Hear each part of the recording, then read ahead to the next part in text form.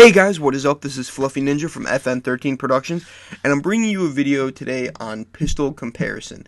Now, I saw one of these done a while ago by Mike Phillips from Tech PB, and he did an okay job of explaining the pistols. The problem is, he didn't really have a pistol player's perspective on the individual guns that he reviewed. He touched on a lot of key points, but this is going to be kind of like the newer, updated version because there's been so many people coming into the pistol community, so many new companies coming into the pistol community to offer new things for pistol players and to kind of give them upgrades and new kind of things that they can do with it. So this video is going to be touching on all three pistols. And first, I'm going to start with saying thank you to all the members of the Assassin Alliance, people who reached out to me on Facebook when I put up the post, hey, I need pictures of your pistols just for this video, and people responded immediately, and I cannot thank you guys enough for doing that. So we're going to jump right into it here. First up is the TIPX pistol. Originally, when Tippmann came out with this pistol, it was called the TPX. But due to some kind of copyright error that Tippmann overlooked, the TPX was already copyrighted by some other company making some other kind of sports equipment, and Tippmann had to change it or, they would lose their product kind of thing. So they changed it from the TPX to the TIPX pistol. Originally when it came out as the TPX pistol, it had an 8-round mag, and it was not the best. I remember playing with these, and they were terrible. They were zigzagged to where they stacked the rounds, and if you kept it in the mag all day, or if you didn't use it right away, it stuck the rounds together, and then good luck getting them out of there, because it was just a nightmare. So once they figured out that was a big goof, they went ahead and made the True Feed mags. Now, the True Feed mags, there's only 7 in the stack, but you can throw an extra one in the chamber, and, you're still back at 8. But the True Feed mags are definitely the best mags for the TIPX pistol so far that I've found. You can still use the original 8-round mags, but they chop paint too because they don't feed right, and, you still have that sticking problem. Now, I say that they're the best mags. There's a lot of people out there that are definitely going to disagree with me. And the reason is because a company called Stark Pursuit came into the world last year. I remember talking to Antonio about Stark Pursuit probably about 2 years ago. And he said, oh, dude, it's going to be awesome. It's going to be great. And he was absolutely right. People went nuts when Stark Pursuit came out because it came out with something called the Zeta Mag. Now, the Zeta Mag is a dual feed mag that has 10 rounds on each side. You load it with a ramming rod, and then you put your rounds in. The other cool thing about the Zeta Mag is that it feeds first strike rounds. I have not tested this. I'm not sure how well it works, but I can tell you from personal experience that I do not like the Zeta Mags. They say they have corrected all the issues that they've had with them, but again, I'm not sure. I'm kind of like the once bitten, I'm done. So I'm not too keen on getting back onto the Zeta Mag bandwagon, but there are a lot of people out there that say that they are good guns. You're going to see in a lot of these pictures that a lot of people use the Zeta Mags, and I'm fine with that. I'm not going to sit here and bash them, say that they're pieces of crap. I'm just going to say from my personal experience, I did not enjoy using them. I bought them at Living Legends. Actually, a friend bought them for me because I was running late. And thank you to Billy from Shadow Ops. You're a good man. Thank you so much for those. But the next day when we played and I led the charge on Bedlam at Living Legends, my mags jammed up, gummed up, got screwed up, and I couldn't do anything. So I kind of just dropped in there. I stopped by the Stark Pursuit booth, and he knocked it around a little bit and was able to fix it, but I haven't had much success since. So I just kind of put them in the back of the pistol box and said, maybe another time. Hopefully I get the spring upgrade kits pretty soon, and then if I don't like them, I'm probably going to give them to my personal friend, Patrick, who's on the Ninjas team. He's kind of like my right-hand man. Now, Zeta Mags are first strike capable. They can feed first strike rounds. The problem is the TIPX pistol cannot feed first strike rounds straight out of the box.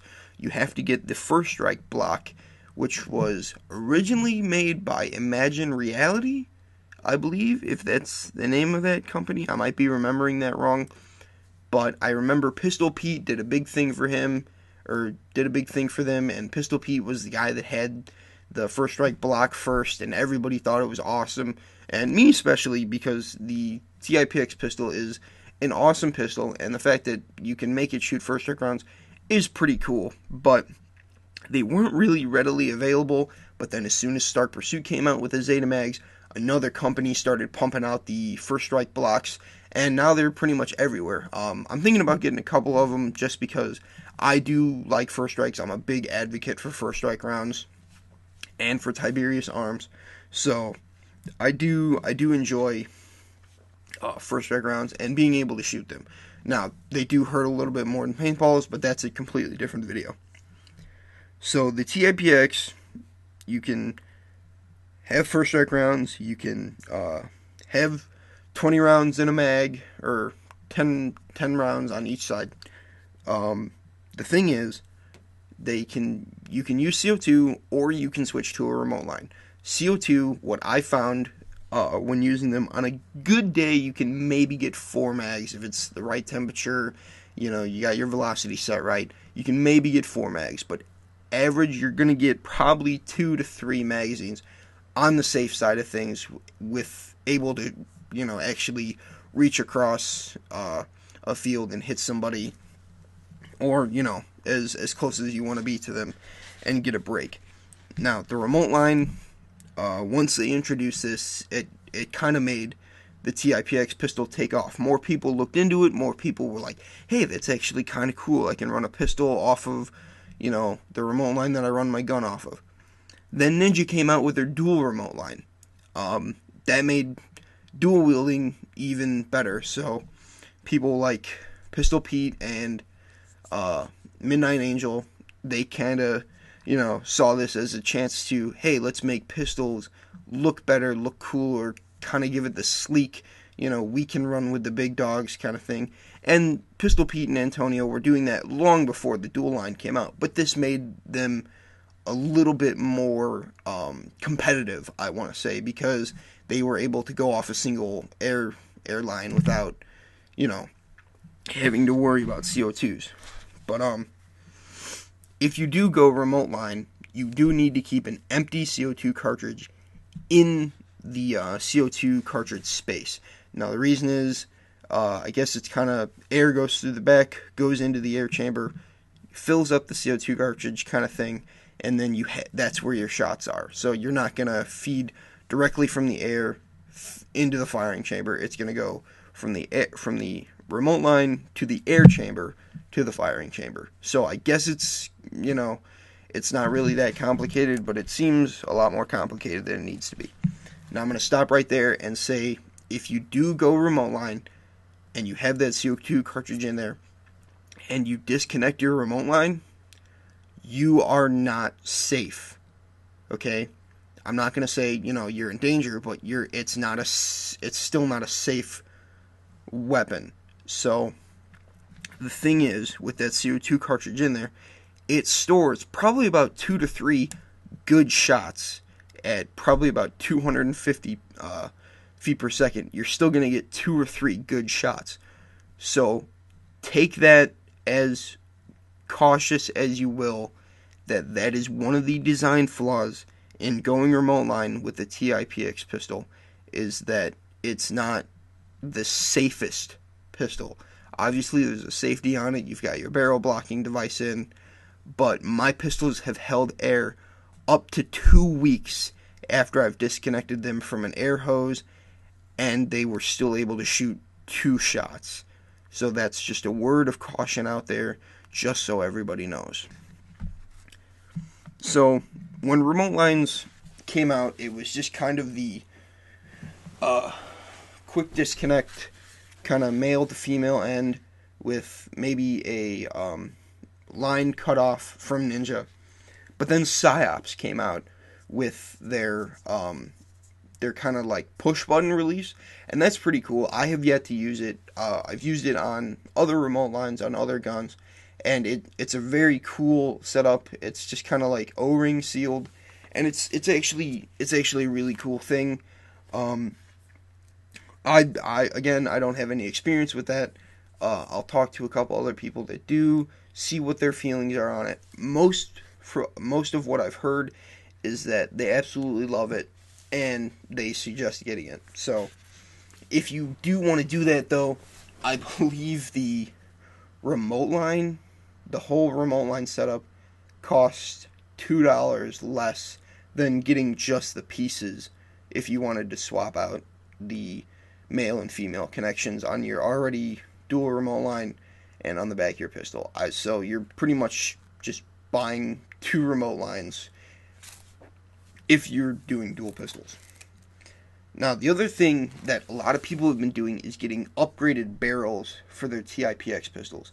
I have yet to do this. I've done it before. I ran an Apex 1 barrel way back when the TIPX was still called the TPX. I ran an Apex 1 on it, and that was kind of cool.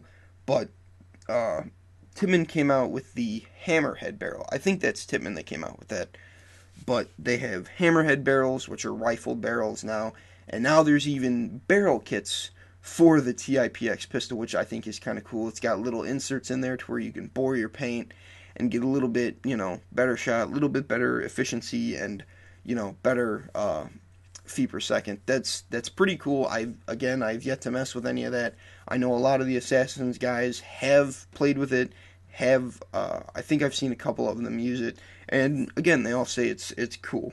But if you did want to do an aftermarket barrel on your pistol, I believe the TIPX is still A5 threaded. So any A5 threaded barrel, which means the BT4, any of the BT guns that aren't autocock are threaded, obviously. The A5, the X7, you can use those barrels, and that's the kind of barrel that you can throw on there. So that's all I have for the TIPX pistol.